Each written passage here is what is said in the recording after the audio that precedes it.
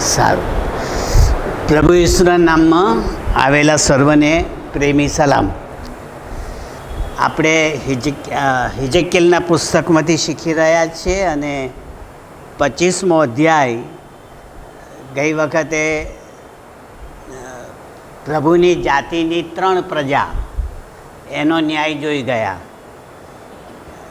એક લોહીવાળી પ્રજા, યહૂદી લોહીવાળી પ્રજા, ઇબ્રાહિમના લોહીવાળી પ્રજા, એના 3 સમૂહ, રાષ્ટ્ર સમૂહનો ન્યાય જોઈ ગયા. એ રિપીટ કરી લઉં અને પછી આપણે અન્ય જાતિઓ તરફ જઈએ. તો ત્યાં 3 આવી બતાવેલી, યાદ રાખવું હોય તો જુઓ.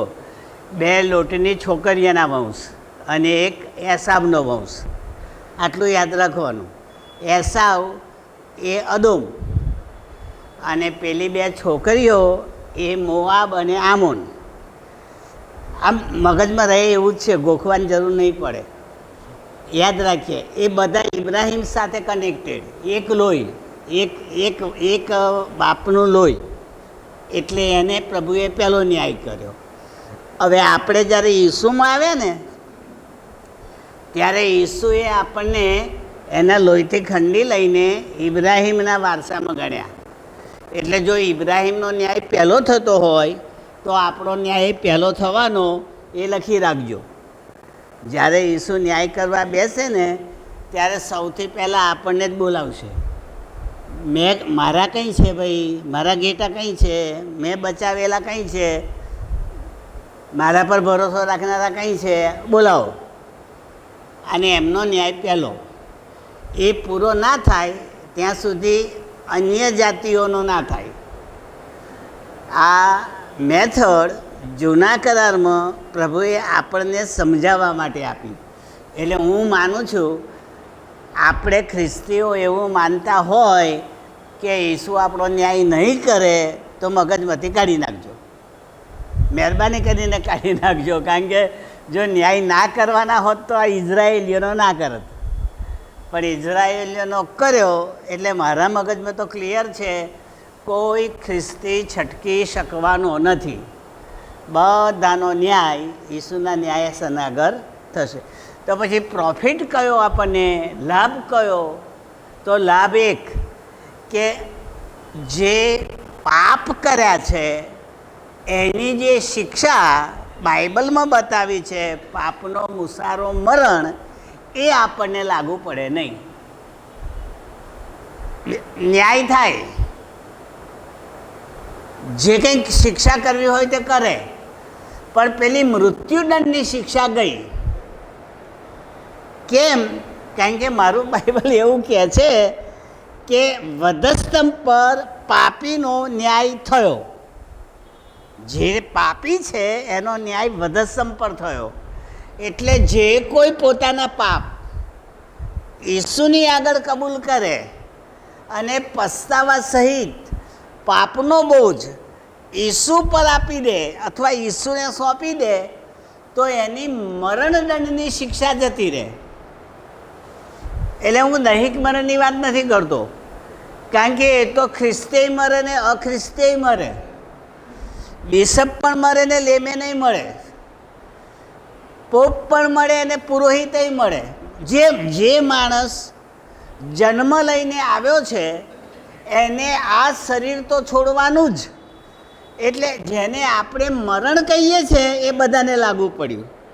પણ બાઇબલ જેને મરણ કહે છે એ પાપના મુસારાવાળું મરણ, એ આપણને ના લાગે. મારા બાઇબલમાં ઈસુએ દેહ છોડવાની ક્રિયાને મરણ નથી કહ્યું, ઊંઘ કહી છે. જો યાઈરસની દીકરી મરી ગઈ અને ઈસુને બોલાવ્યા ત્યારે લોકોએ શું કહ્યું? મરી ગઈ. ત્યારે ઈસુ કહે છે ના, ઊંઘી ગઈ. પછી ઘરમાંથી બધાને બહાર કાઢ્યા અને યાઈરસની દીકરીને જીવતી કરી. લાજરસમાં પણ એવું બન્યું. લાજરસને તો ઈસુએ કહ્યું શિષ્યોને કે આપણો મિત્ર ઊંઘી ગયો છે. ઈસુએ કહ્યું આપણો મિત્ર ઊંઘી ગયો છે અને હવે આપણે ત્યાં જવાનું છે. તો શિષ્યો કહે છે ઊંઘી ગયો હશે તો જી ઉઠશે. પછી ઈસુએ ફોડ કરી કે હું જે ઊંઘ કહું છું તે શરીર વિલય, શરીર છોડી દે એ ઊંઘ. એટલે તમે નથી સમજતા, પણ દૈહિક રીતે લાજરસ મરી ગયો છે.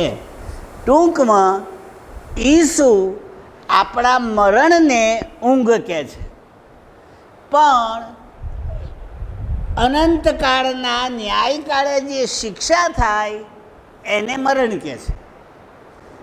હવે અહીંયા ક્લિયર કરજો. જો તમે પ્રકટીકરણ શીખ્યા હોય અને ના શીખ્યું હોય તો વાંચી જજો. ત્યાં આવું સ્પષ્ટ લખ્યું છે કે જેને બીજા મરણની દંડાજ્ઞા નથી, બીજા મરણની દંડાજ્ઞા નથી, તેને ધન્ય છે. એટલે પહેલું મરણ પણ છે અને બીજું મરણ પણ છે. પહેલું મરણ ઈસુની નજરમાં ઊંઘ છે, પણ બીજું મરણ અનંતકાળનું મરણ, નર્કવાળું મરણ, એ શિક્ષાવાળું મરણ. એ આપણને ના મળે, કારણ કે આપણી શિક્ષા ભોગવી. એટલે એક ગુનાની બે શિક્ષા ના થાય, આ યાદ રાખજો. એક વખતે શિક્ષા થઈ એ ગુનાની બીજી વખત શિક્ષા ના થાય. એટલે મારા ગુનાની શિક્ષા મારા પ્રભુએ મરણના રૂપમાં ભોગવી લીધી. હવે જો મારા પાપ એમણે લઈ લીધા તો પાપનો મુસારો મરણ એ મને અને તમને અને વિશ્વાસીઓને લાગુ પડે નહીં. આ ક્લિયર થઈ ગયું. હવે પેલી 3 જાતિઓ જેનો ન્યાય થયો એ ન્યાય એટલા માટે થયો કે એમણે પ્રભુને મૂકી દીધા, આડા ચાલ્યા, ના કરવા જેવું કર્યું અને જે પ્રભુએ કહ્યું હતું એનો અનાદર કર્યો. એટલે એમને આ પૃથ્વી પર જે જીવનશૈલી હતી એમાં શિક્ષા થઈ. આ યાદ રાખજો. આ ન્યાય પૃથ્વી પરનો થયો. હજુ તો પેલો ઊભો રહ્યો એમનો, હજુ પેલો ન્યાય તો આપણી સાથે થશે.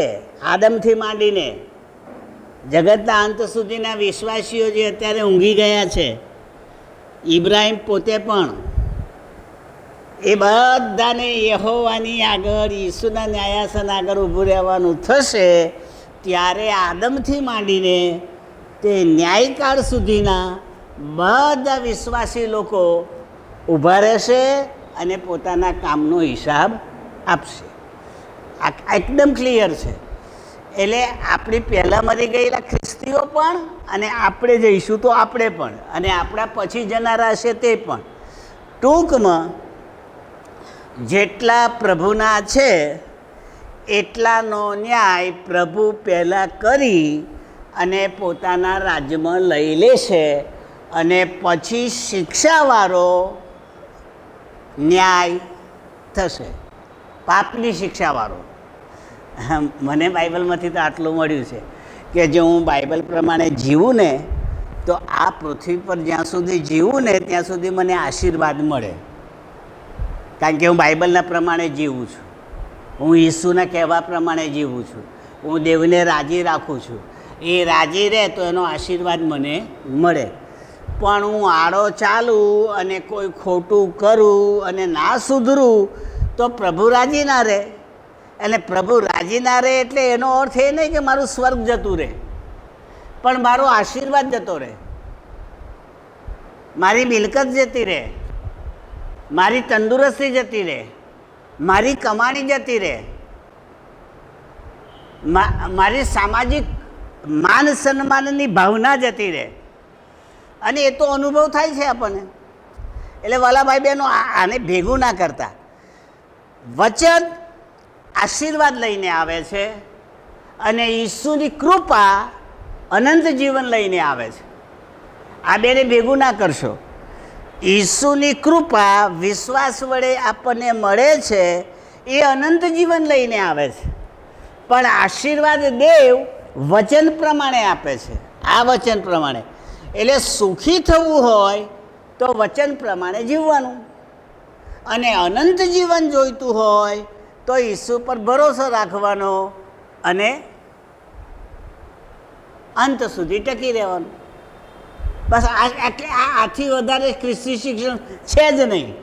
આપણા હાથમાં બેવ આશીર્વાદ જોઈએ છે, પ્રભુના કયા પ્રમાણે જીવો, અને સ્વર્ગ જોઈએ છે, ઈસુ પર વિશ્વાસ રાખો ને મરો, મરતા સુધી વિશ્વાસ રાખો.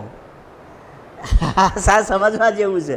સારું, હવે આજનું શિક્ષણ પલિસ્તીની વાત આવશે. પલિસ્તી અને 15, 16 ને 17 એ 3 કલમમાં પલિસ્તીનો ન્યાય આવશે. પણ હું શરૂ કરું તે પહેલાં સાંભળી લો. પલિસ્તીઓના 2 નામ આવશે આમાં, 2. એક જનરલ નામ પલિસ્તી, પણ પાછું એક બીજું નામ પણ અંદર આવશે, કરેથી. એવું નામ આવશે. એ બહુ આપણે જાણતાય નથી ને લોકો આપણને શીખવતાય નથી. કરેથી પલિસ્તીઓ જ હતા. પણ એને કરેથી કેમ કહ્યા? કારણ કે એ પલિસ્તી દેશના મૂળ વતનીઓ નહોતા. હતા પલિસ્તી, પણ રહેતા હતા બીજા જગ્યાએ.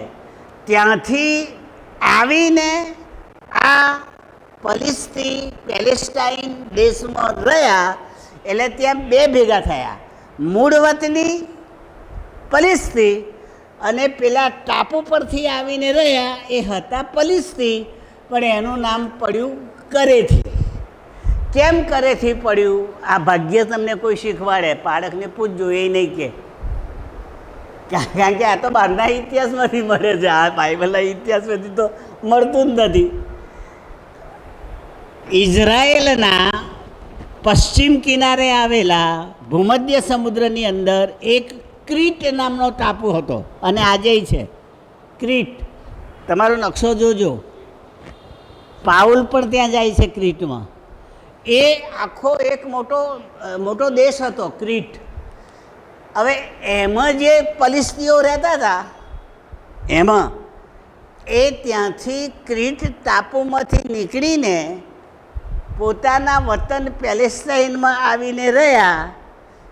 પણ ક્રીટમાંથી આવ્યા એટલે પેલા ત્યાંવાળા એમને શું કહેતા હતા? આ કરેઠીઓ. નામ પેલા ક્રીટ ટાપુ પરથી પડી ગયું, કરેઠીઓ. હવે તમને શું સમજ પડે છે ખબર નહીં, પણ હું મારી વાત કહું તો મને હસવું આવશે. મારા ગામમાં પાડજમાં તમે આવ્યા છો એટલે ખબર છે, એમાં જે રહેનારા હોય ને એમની કોંઠ હોય, કોંઠ. એ ગામના માણસોને પૂછજો, કોંઠ હોય. ત્યાંના મૂળ વતની હોય એમને પારજા કહેવાય, પારજના મૂળ વતની. અમને ગુતાલા કહેતા હતા. મારા દાદાને ગુતાલા કહેતા હતા. મને સમજ નથી પડતી કે અમને ગુતાલા કેમ કરે છે. પણ પેલો સિરિલ સોલંકીના બાપાએ મને કહ્યું ત્યારે મને યાદ આવ્યું.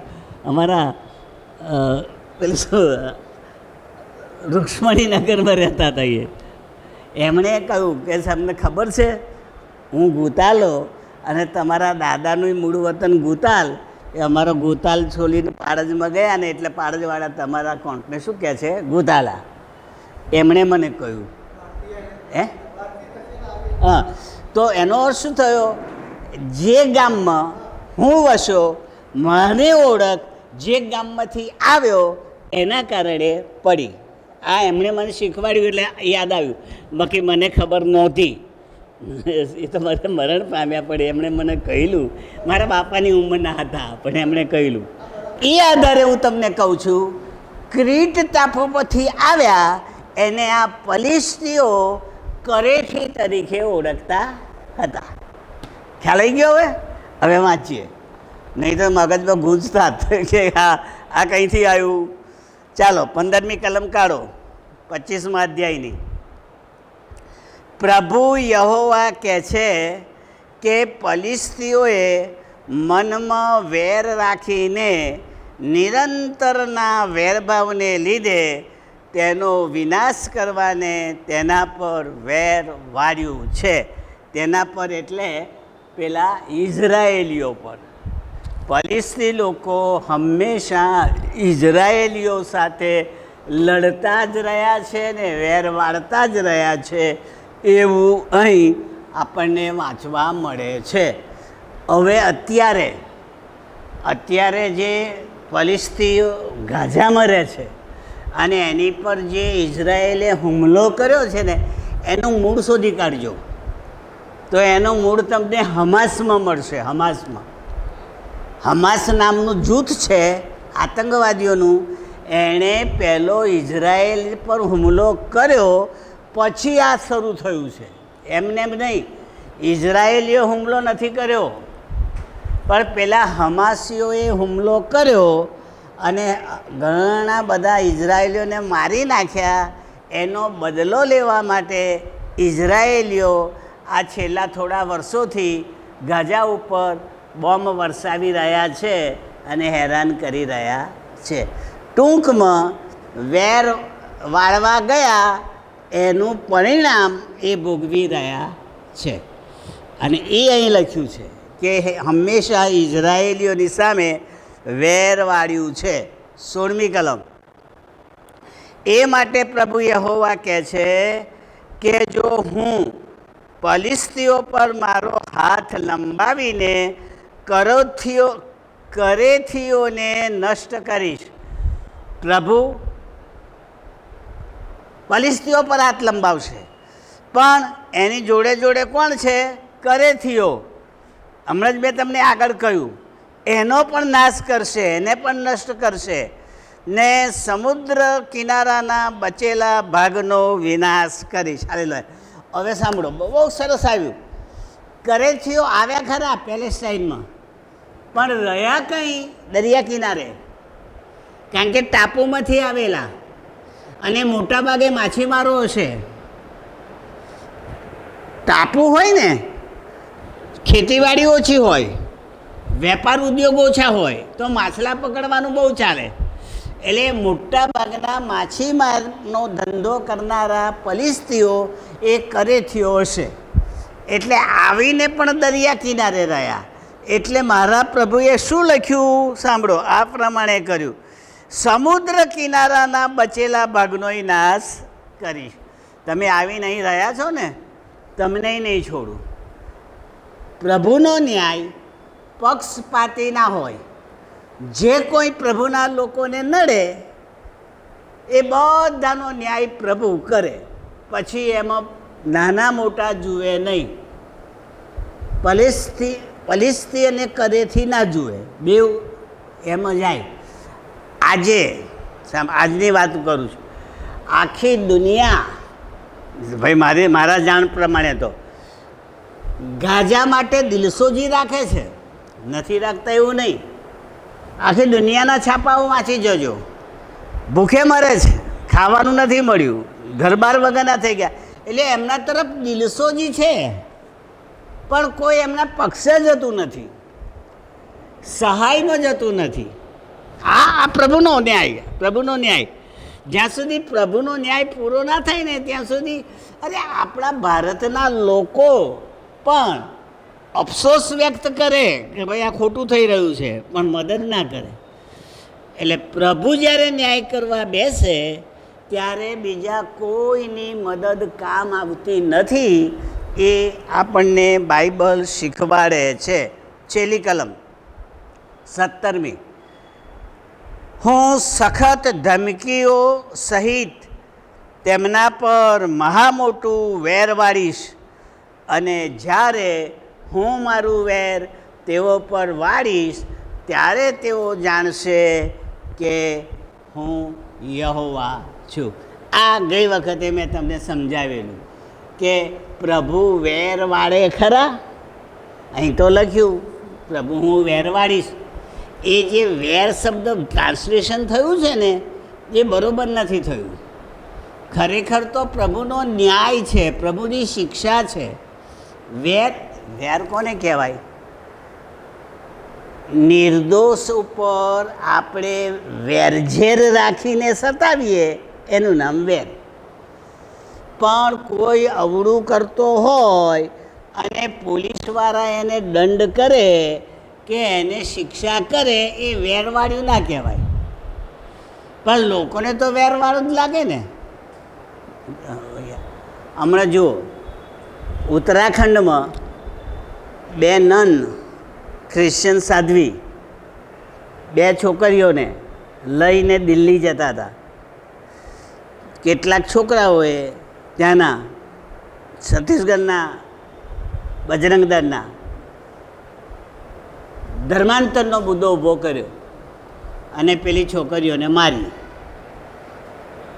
પોલીસ એમના પક્ષમાં રહી અને 2 સાધ્વીઓને જેલમાં પૂરી, પણ ત્યાર પછી અઠવાડિયા પછી છોડી મૂકવી પડી.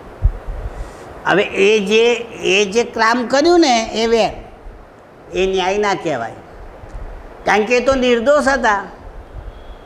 છોકરીઓ કહેતી હતી કે અમને કોઈએ કન્વર્ટ કર્યા નથી, અમને કોઈએ ખ્રિસ્તી બનાવ્યા નથી, અમે તો જન્મથી ખ્રિસ્તી છીએ.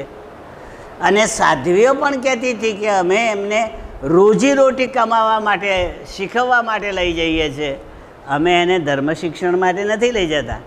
પણ જ્યારે પેલાઓને નડવું જ હોય તો સત્યતા દબાવીને એ જે હુમલો કરે એ વેર કહેવાય. અને મારો પ્રભુ એવું વેર કદીએ કરે નહીં. એ તો પ્રેમનો દેવ છે, એ ન્યાય કરે. પણ આ ભાષાંતરમાં પેલી પ્રજા ઉપર વેર વાળીશ એવું લખેલું છે, એ જરા જોઈ લેજો ને સમજી લેજો. હવે 26મો અધ્યાય, એમાં તૂર નગર વિશે વાત કરેલી છે. તૂરને હિબ્રુમાં સૂર કહે છે, હિબ્રુ ભાષામાં સૂર છે. અને આ બાઇબલ જે ગ્રીક ભાષામાંથી આપણી પાસે આવ્યું છે, અરામી ભાષામાંથી આપણી પાસે આવ્યું છે, એટલે ત્યાં તૂર શબ્દ વપરાતો હતો, સૂરના બદલે, સના બદલે ત. એનો 2 મિનિટ હું એનો જરા ઓળખાણ આપી દઉં, પછી શીખીએ. તૂર એ એક સ્વતંત્ર રાજ્ય હતું, પેલેસ્ટાઇન કરતાં જુદું, પણ એ સમુદ્રની મધ્યે આવેલા ટાપુમાં, જ્યાં સિદોન નામનું શહેર હતું. એટલે મારા પ્રભુ ઈસુએ તૂર અને સિદોન 2 સાથે લીધા છે. જ્યારે ઉપદેશ આપે છે ત્યારે યહૂદીઓને કહે છે, જો આ શિક્ષણ તૂર અને સિદોનને મળ્યું હોત તો એમણે ટાટ ઓઢી અને પસ્તાવો કર્યો હોત ને એમના નગરો બચી ગયા હોત. પણ એમને શિક્ષણ ના મળ્યું એટલે એમનો નાશ થયો. તમને તો શિક્ષણ મળ્યું તોય પસ્તાવો કરતા નથી. એનો અર્થ એ થયો, સિદોન અને તૂર એ બિન ઇઝરાયેલી પ્રદેશોનો પ્રદેશ છે, પણ દરિયાથી અંદર, ટાપુવાળો. અને એટલા માટે હવે એને કહે છે, એને કેવી શિક્ષા થાય? તો હવે સાંભળજો, આખો 26મો અધ્યાય અને 27મો અધ્યાય એ તૂર ઉપર જ ચાલે છે. એના આધારે હું કહું છું કે એ ઇઝરાયેલ કરતાં મોટો રાષ્ટ્ર સમૂહ હોવો જોઈએ, મોટો વિશાળ પ્રદેશ હોવો જોઈએ, વધારે સંખ્યાવાળો હોવો જોઈએ ઇઝરાયેલ કરતાં. નહીં તો 2 અધ્યાય ના ફાળવે. 2 અધ્યાય ફાળવ્યા છે, 26 અને 27. જ્યારે પ્રભુને વધારે કહેવું હોય ને ત્યારે એ સમૂહ મોટો હોય, બધાને એ સમાચાર પહોંચવા જોઈએ. નાના હોય તો ઓછો સમય લાગે, મોટા હોય તો વધારે સમય લાગે. એટલે મારી માન્યતા પ્રમાણે તૂર પ્રદેશ એ ઇઝરાયેલ દેશ કરતાં વિશાળ હોવો જોઈએ. હવે વાંચીએ. 11મે વર્ષે માસની પહેલીએ યહોવાનું વચન મારી પાસે આવ્યું. ખાલી સાલ આપી દીધી. હે મનુષ્ય પુત્ર, તૂરે યરૂશાલેમની વિરુદ્ધ કહ્યું છે કે વાહ વાહ, જે નગરી પ્રજાઓનો દરવાજો હતો તે ભાંગી ગઈ છે ને મારી તરફ વળી છે. હવે જે ઉજ્જળ થઈ ગઈ છે માટે હું સમૃદ્ધિવાન થઈશ. ભાષા બહુ સરસ વાપરી, તમે સમજવાની કોશિશ કરો. યરૂશાલેમનું પતન થયું, નબૂકદનેસ્સાર એને તોડી ફોડીને લઈ ગયો, એની મિલકત જતી રહી, એના માણસોને પકડી ગયો. ત્યારે આ ટાપુમાં રહેલા લોકો એટલે તૂરવાસીઓએ શું કહ્યું? વાહ વાહ, બહુ સરસ થયું, બહુ સરસ થયું. કેમ? પાછું કારણ આપ્યું. કેમ? તો કહે છે તું તો દરવાજો હતો.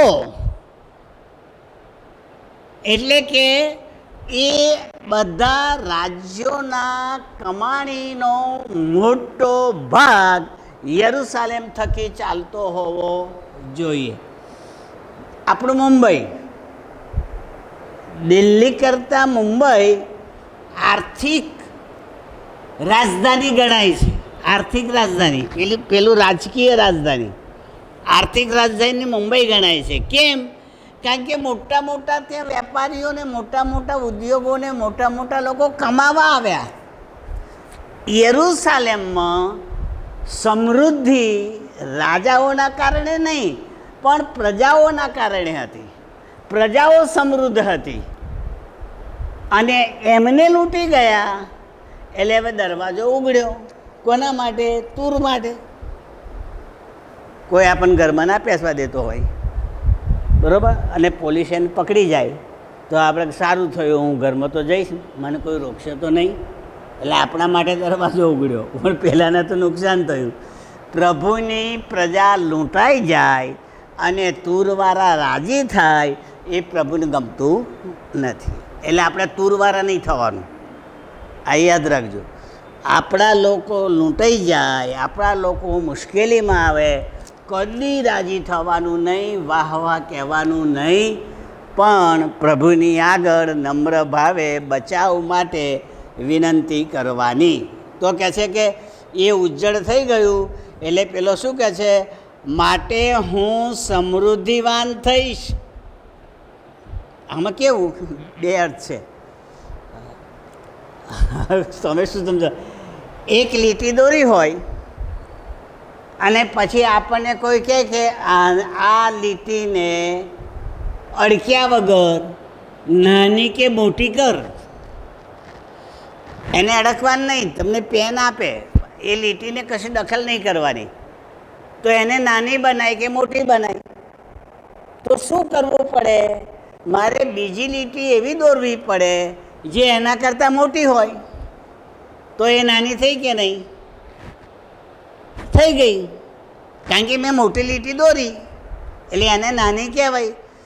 પણ એને મોટી બનાવી હોય તો હું નાની લીટી દોરું, તો હું નાની દોરું તો એ મોટી થવાની જ છે.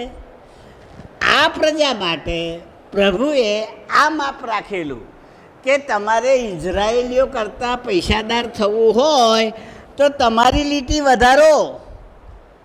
પણ એને શું કરવા નડો છો?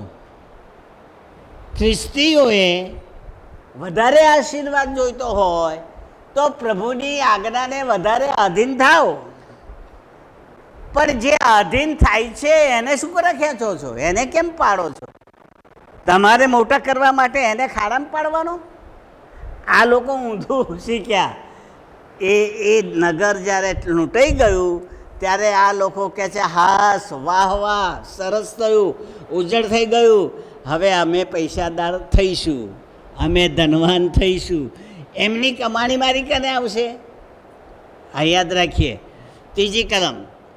એ માટે પ્રભુ યહોવા કહે છે, હે તૂર, જો હું તારી વિરુદ્ધ છું, જેમ સમુદ્રના મોજા ચડી આવે છે, એમ હું ઘણી પ્રજાઓને તારા પર ચડાવી લાવીશ. સમુદ્રના મોજા કેમ વાપર્યા? કારણ કે એમની ગળથુથીમાં છે, ટાપુમાં રહે છે, ચારે બાજુ દરિયો છે, એટલે એમને ઉપમા સમુદ્રની જ યાદ આવે, બીજી ના આવે. હવે આવીને રહ્યા સમુદ્ર કિનારે અને એ સમુદ્રના મોજાને ઓળખે છે. એટલે પ્રભુએ પ્રબોધક દ્વારા કહેવડાયું, જેમ મોજા આવે છે એમ હું બીજા લોકોને તારી પર ચડાવી લાવીશ અને તારો નાશ કરીશ. આ પ્રભુ ઉપમા દ્વારા એને શિક્ષા કરશે એ અહીં લખ્યું છે. ચોથી કલમ. તેઓ તૂરના કોટનો નાશ કરીને તેના બુરજો તોડી પાડશે. હું તેની ધૂળ પણ ઉપરથી કાઢીને તેને ઉઘાડો ખડક બનાવી દઈશ. આના પરથી આટલું જાણવાનું મળે. તૂર નગર ખડક પર બંધાયેલું હોવું જોઈએ, કારણ કે ખડક આવ્યો. બીજું શું કહ્યું? તારો કોટે તોડી નાખીશ ને તારો બુરજય તોડી નાખીશ. એનો અર્થ એ થયો કે તૂર નગરને રક્ષણ માટે કોટ બાંધેલો હશે અને સિપાઈઓ માટે બુરજ બાંધેલો હશે. આના પછી મને લાગે છે પણ કોટે તૂટી જશે, બુરજય શોધી જશે અને તારું બાંધકામ ધૂળની માફક જતું રહેશે, ધૂળ જતી રહે એમ. હવે યાદ રાખજો, દરિયા કિનારામાંના માણસોને મોજાનો અનુભવ હોય. જ્યારે મોજું જોરદાર આવે ને ત્યારે કિનારા જે હોય ને એને ખેંચી જાય, અંદર ખેંચી જાય.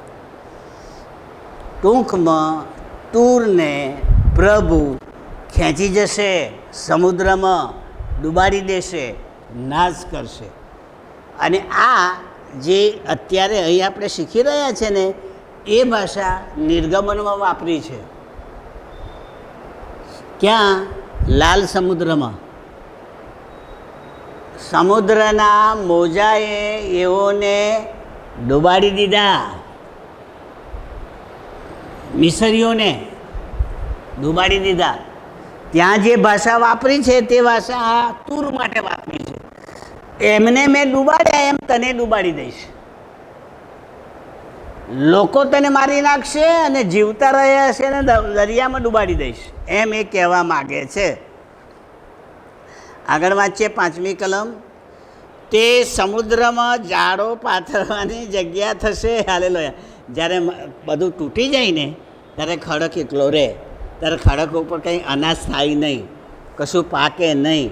એટલે ત્યાં પેલા માછીમારો માછલા પકડ્યા પછી એની જાળને સૂકવવા માટે પાથરે.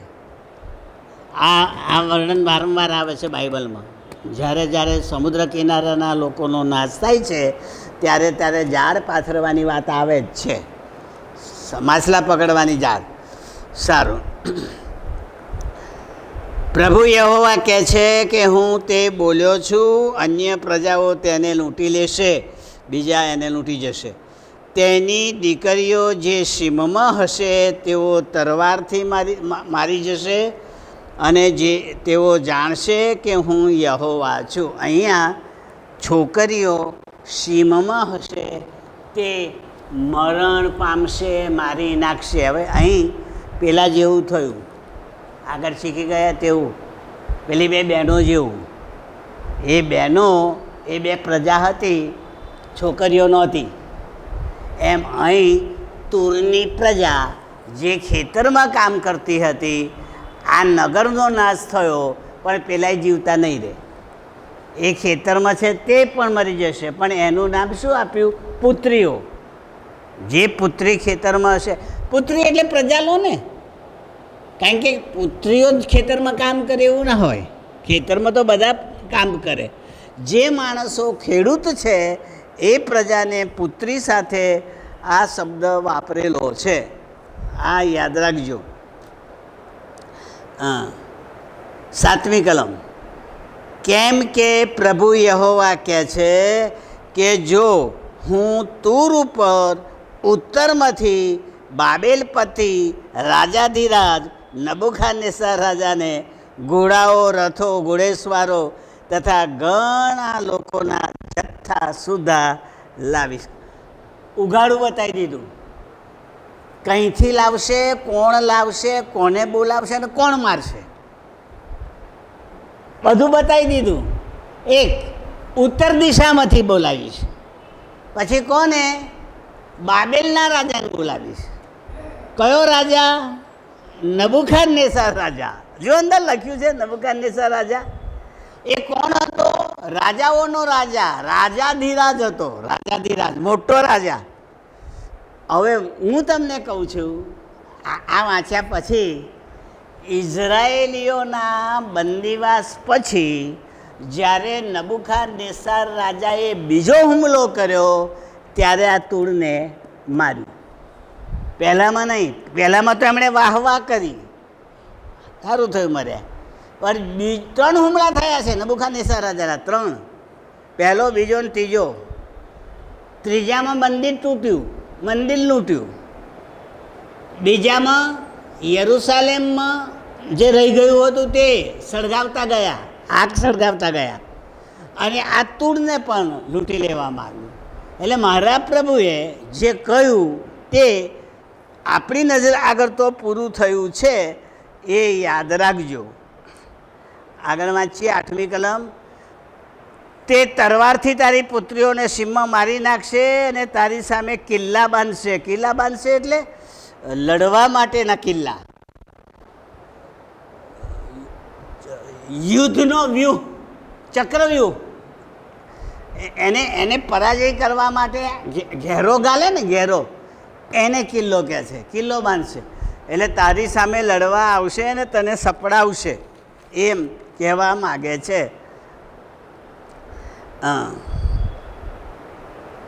તારી સામે મોરચો ઉઠાવશે એટલે યુદ્ધ કરશે, ને તારી સામે ઢાલ ધરશે એટલે રક્ષણ કરવા માટેની વ્યવસ્થા કરશે પોતાના માટે. 9મી કલમ. તે તારા કોટ સામે કોટભંજક યંત્રો ચોડશે, એટલે કોટને તોડવા માટેના યંત્રો, એને કોટભંજક યંત્રો કહેવાય. મારા બાઇબલમાંથી મને આ યંત્રો કેટલીક જગ્યાએ મળ્યા છે. એ શું કરતા હતા એ હું તમને કહી દઉં. વાંચવાની જરૂર નથી, કારણ કે એને બાઇબલ સાથે બહુ સંબંધ નથી, પણ યુદ્ધ સાથે છે. જ્યારે કોઈ પણ કિલ્લો તોડવાનો હોય તો એ તીરથી ના તૂટે, તરવારથી ના તૂટે, ભાલાથી ના તૂટે, કારણ કે એ તો પથ્થરનો હોય, મોટી જાડી દિવાલ હોય. તો એને તોડવા માટે એ લોકો પેલી ગિલોલ, પથ્થર મૂકીને મારીએ છે ને, એવા ગિલોલ જેવા મોટા યંત્રો બનાવતા હતા, અને મોટા મોટા પથ્થર એની અંદર મૂકી અને એને ગબડાવીને ફેંકતા હતા. એટલે પથ્થરના માળા વડે પેલા પથ્થરને પોચા બનાવી દે, પોચા બનાવી દે. તૂટે તો નહીં, પણ માર માર કરે એટલે પોચા બની જાય. ને પોચા મળી જાય પછી પેલા સૈનિકો એની નજીક જાય અને એને તોડી નાખે. આ વાત મને કેમ ગળે ઉતરી? કારણ કે ઇતિહાસ શિક્ષક તરીકે જ્યારે શિવાજી ઔરંગઝેબના કિલ્લાઓને જીતવા ગયા ત્યારે ઘો રાખીને ગયેલા, ઘો એની સાથે ઘો લઈ ગયેલા, પાટલા ઘો. ભાઈ હવે એ તો લખેલું બોલું છું કે આપણે અનુભવ નથી. હા, પાટલા ઘો લે. અને પાટલા ઘોને એવી તાલીમ આપેલી કે એ પેલા કોટ ઉપર ચડી અને અંદરની બાજુ ચોંટી જાય, એટલે વજન એની પર ના આવે, વજન દિવાલ પર જાય. આ દોરડું હોય ને, દોરડું આમ થાય ને એટલે બધું વજન આની પર આવે, આની પર ના આવે. એટલે પેલી ગો અંદર જઈને ચોંટી જાય, એટલે આ સૈનિકો એ દોરડું પકડીને ઉપર ચડી જાય. ગોને સહેજે બળ કરવું પડે નહીં. એવી જગ્યાએ ગો મોકલે કે જ્યાં સિપાહીઓ ના હોય અંદરવાળા, અને આ સિપાહીઓ ચડી જાય ને અંદર જઈને પછી જીત મેળવી લે. આવી વાત બહારના ઇતિહાસમાં છે, એ મેં તમને કહી. કારણ કે હું કંઈ જોવા નથી ગયો, વાંચેલું જે છે તે તમને કહું છું. યહૂદીઓ પણ આવી રીતે જ લડ્યા. એનો દાખલો દાઉદ રાજાએ જે બારશેબા સાથે વ્યભિચાર કર્યો ને, એના પતિને મારી નાખવા માટે આવે છે, ત્યારે આ વર્ણન આવે છે. ફરી બોલી જાઉં. સૈનિક લડવા ગયું, દાઉદ રાજા ધાબા પર હતો, એણે પેલી નાથી સ્ત્રી બારશેબાને જોઈ અને એણે વિચાર કર્યો કે આ મારી પત્ની બને. એનો વર લશ્કરમાં આગેવાન હતો એટલે લડવા ગયેલો. હવે એ સ્ત્રીને પોતાના ઘરમાં લાવ્યો અને એની સાથે શરીર સંબંધ બાંધ્યો, અને શરીર સંબંધ બાંધ્યો પછી પ્રેગ્નન્ટ થઈ. અને પ્રેગ્નન્ટ થઈ એટલે હવે દાઉદે પેલા એના ઉરિયા હિતીને બોલાવ્યો. એના વરનું નામ ઉરિયા હિતી. અને કહ્યું કે જા તારા ઘેર જઈને સૂઈ જા. એટલે પોતાનું પાપ ઢાંકવા પતિને ઘેર મોકલ્યો. પણ એનો પતિ કેવો નીકળ્યો? એના ઘેર જવાના બદલે રાજાના મહેલના પગથિયામાં જ સૂઈ ગયો. સવાર રાજાને ખબર પડી તો કે કેમ ના, તો મારા બધા સૈનિકો લડતા હોય, મારા મિત્રો લડતા હોય, હું ઘેર જઈને પત્ની સાથે સૂઈ જાઉં, એવું ના બને. પછીના વર્ણનમાં આ આવે છે. એના પછીના વર્ણનમાં શું કર્યું દાઉદ રાજાએ? સેનાપતિ ઉપર પત્ર મોકલ્યો કે જ્યારે તમે કોટને તોડવા જાઓ ત્યારે આ ઉરિયા હિતીને આગળ રાખજો અને તમે પાછા ખસી જજો. એટલે ઉપરથી મારો થશે એમાં એ મરી જશે. અને બાઇબલ કહે છે એવું જ થયું. આ હું મારા ગપ્પા નથી મારતો, હું બાઇબલની વાત કહું છું. તમને મળશે, અંદરથી વાંચજો. અને નવાઈ લાગે છે કારણ કે તમે ઝીણવટથી વાંચતા નથી. એ જે નજીક ગયા ને એ પેલા કોટને જીતવા ગયા, એમાં ઉરિયા હિતી ગયો. અને પછી જ્યારે સમાચાર દાઉદને મોકલ્યા કે ઉરિયા હિતી મરી ગયો છે, ત્યારે દાઉદ રાજા તમે એટલા નજીક શું ગયા તે તમારી પર આ બધું પથરા પડે ને મરી જાય. ત્યાર પછી પેલા સેનાપતિએ કહેવડાવ્યું કે રાજા જરા ઉઠે ને ત્યાં તમારે કે પણ ઉરિયા મરી ગયો ને. એટલે રાજા રાજી થઈ ગયો. તમે જાણો છો એ વ્યભિચારથી જન્મેલો છોકરો મરી ગયો, બરો યાદ રાખજો, ના જીવ્યો, નાનપણમાં મરી ગયો. અને એ જ્યારે માંદો પડ્યો ત્યારે દાઉદ ખાતો નહોતો, પીતો નહોતો અને રડતો હતો પ્રભુની આગળ, ઓ પ્રભુ બચાવ, ઓ પ્રભુ બચાવ. ના બચાવ્યો અને મરી ગયો. ત્યારે એના મહેલના ચાકરો અંદર ઘૂસફૂસ કરવા લાગ્યા કે આ છોકરો જીવતો હતો ત્યારે રાજા તો ખાતોય નહોતો ને પીતોય નહોતો ને દુઃખી થતો, હવે મરી ગયો તે કહે કોણ? આ તો મોટું દુઃખ. પણ પછી રાજા સમજી ગયો કે કંઈક ખોટું થયું છે. એટલે પૂછ્યું ભાઈ શું થયું? તો કે ગયો છોકરો. એટલે રાજા કહે છે સારું તાર જમવાનું બનાવો, જમીએ ને ખાઈએ. તો લોકો ગૂંચવાયા. માંદો હતો ત્યારે ભૂખ્યો રહેતો હતો અને મરી ગયો ત્યારે ખાવાનું માગે છે. એટલે કોઈકે પૂછ્યું દાઉદને કે આ કેવું? ત્યાં કે એ જીવતો તો ત્યાં સુધી મને આશા હતી કે મારો પ્રભુ મને માફ કરશે અને મારા છોકરાને બચાવશે, પણ હવે મરી જ ગયો છે, પછી આશા કઈ રહી? હવે પ્રભુને ગમ્યું એ ખરું, એટલે હવે ખાવાનું. હા, દાઉદ કરે છે ભાઈ, હું નથી. દાઉદ કહે છે. ટૂંકમાં આ જગ્યાએ જે લખ્યું છે તે કોટ તોડવા માટેના યંત્રો ગોઠવશે એવું અહીં લખેલું છે. એના પછી આ નીકળ્યું. સારું, આગળ વાંચીએ. પોતાના તિકમોથી તથા બુરજોથી તેને તોડી પાડશે. તિકમ એટલે તોડવા માટેનું સાધન. એ તો આપણને બધાને ખબર છે. તિકમ ખોદવા માટે વપરાય છે, તે કોદાળી જેવું પણ બે બાજુ ખોદાય એવું. એ જમાનામાં પથ્થર તોડવા માટે તિકમ વાપરતા હોવા જોઈએ. તેના ઘોડાઓ પુષ્કળ હોવાથી તેમની ધૂળ તેમને ઢાંકી નાખશે. મોટું લશ્કર હશે. કોઈ નગરનો કોટમાં બાકોરું પડે છે ત્યારે જેમ લોકો એમાં પેસી જાય છે, તેમ જ્યારે તે તારા દરવાજામાં પ્રવેશ કરશે ત્યારે ઘોડેસવારોના પૈડાના તથા રથોના ધમધમાટથી તારો કોટ થરથરશે. બાકોરું પડ્યું, લશ્કર અંદર ગયું, લશ્કર ફરે છે, એના ઘોડાના પગના અવાજથી ને રથના પૈડાના અવાજથી કોટ ધ્રુજે છે. હવે આ નબળો પડેલો કોટ તો ધ્રુજે, બરોબર હોય તો ના ધ્રુજે, પણ નબળો પડ્યો હોય તો અવાજથી એ ધ્રુજારી અનુભવે છે. બહુ ભારે અવાજનો ફટાકડો ફૂટે ને તો આપણી આ કાચની બારીઓના કાચ ખખડે. અનુભવ કરજો, ખખડ ખખડ થાય અવાજથી. એટલે અવાજથી ધ્રુજારી આવે એ તો પ્રભુનું કહેવું સાચું છે. 11મી કલમ તેના ઘોડાઓની ખરીઓથી ને તારી સર્વ ગલીઓથી ખૂની નાખશે, એટલે બધા રફે ઠફે કરી નાખશે. તારા લોકોનો તરવારથી સંહાર કરશે ને તારા સમર્થ સ્તંભો જમીન દોષ કરી નાખશે. યાદગીરી માટે જે સ્તંભો બાંધેલા એને પાડી નાખશે, તોડી નાખશે. તેઓ તારું દ્રવ્ય લૂંટી લેશે અને તારી માલમતાનું હરણ કરશે. તેઓ તારા કોટ તોડી પાડશે અને તારા સુંદર ગઢોનો નાશ કરશે. તેઓ તારા પથ્થરોને, તારા લકડને ને તારી ધૂળને પાણીમાં નાખી.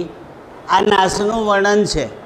પણ અહીં જે પેલા સ્તંભ આવે ને, સ્તંભ એ તમારે જોવા હોય આજે તો ચિત્તોડગઢ જઈ આવજો. રાજસ્થાનમાં આવ્યું ચિત્તોડગઢ. એ ચિત્તોડગઢમાં આજે પણ રાણા પ્રતાપના વંશજોએ બનાવેલો સ્તંભ ઊભો છે. આજે હું ગયો છું, મેં જોયો છે એટલે કહું છું. અદ્ભુત કારીગરીવાળો છે. 7-8 માળનો છે, 7-8 માળનો. આ આપણે 2 ફીટ જેટલું અંતરમાં બનાવેલો છે. લોકો જોવા આવે છે. એ કીર્તિસ્તંભ ખબર નહીં, આપણા વડોદરામાં પણ કીર્તિસ્તંભ નામ છે, પણ એ સ્તંભ કંઈ આવ્યો મને ખબર નથી. પણ નામ તો છે કીર્તિસ્તંભ. પણ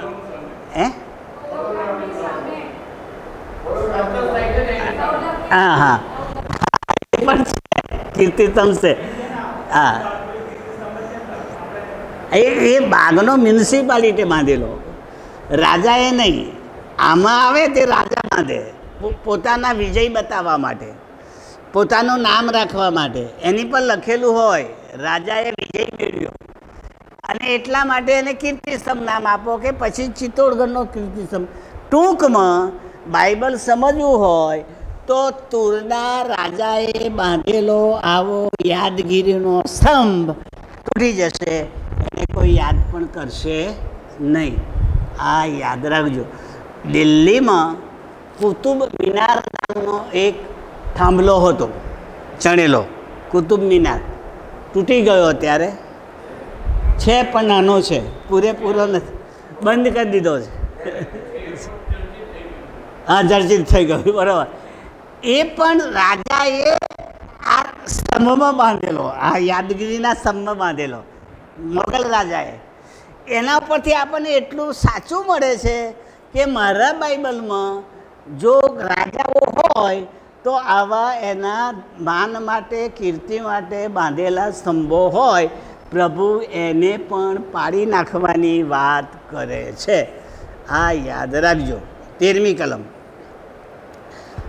હું તારા ગાયનોનો નાદ બંધ કરીશ, એટલે ગાનારા, આનંદ કરનારા જતા રહેશે. તારી વીણાઓના સૂર ત્યાર પછી સંભળાશે નહીં, સંગીત બંધ થઈ જશે, કારણ કે આફત આવી.